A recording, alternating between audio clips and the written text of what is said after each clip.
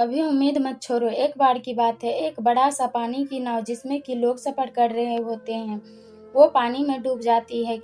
सारे लोग भी पानी में डूब जाते हैं, लेकिन उनमें से एक किसी तरह से बच जाता है। वो अपनी जान बचाते बचाते इसी तरह एक खाली टापू पर पहुंच जाता है। टापू बिल्कुल ही सुनसान होता है, वहां पर और कोई भी नहीं होता।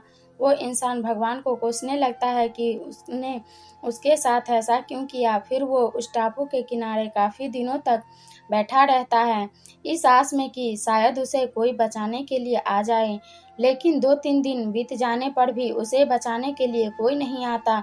वो अपने बचने की उम्मीद पूरी तरह खो देता है।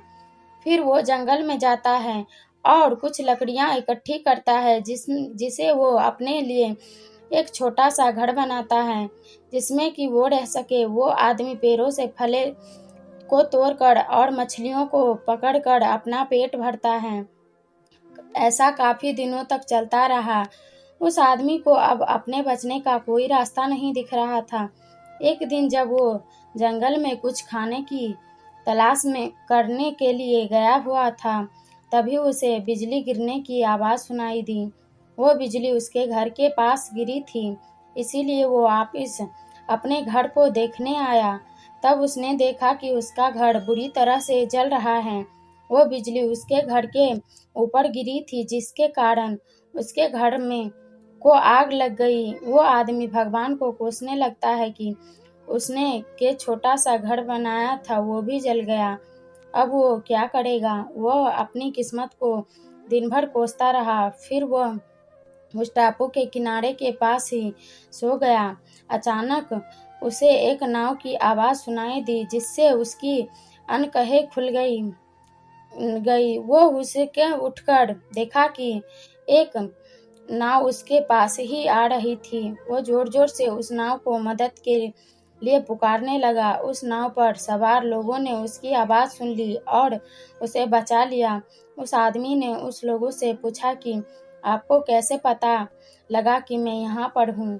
तब उसने से एक आदमी ने जवाब दिया कि हमने आपका धुआं का इशारा देखा था, जिसे देखकर हम आपको बचाने के लिए आ गए। तब वो आदमी सोच में पड़ गया कि उसने तो उन्हें कोई इशारा नहीं दिया था। फिर थोड़ी देर बाद सोचने के बाद उसे याद आया कि उसका घर आग में जल गया था।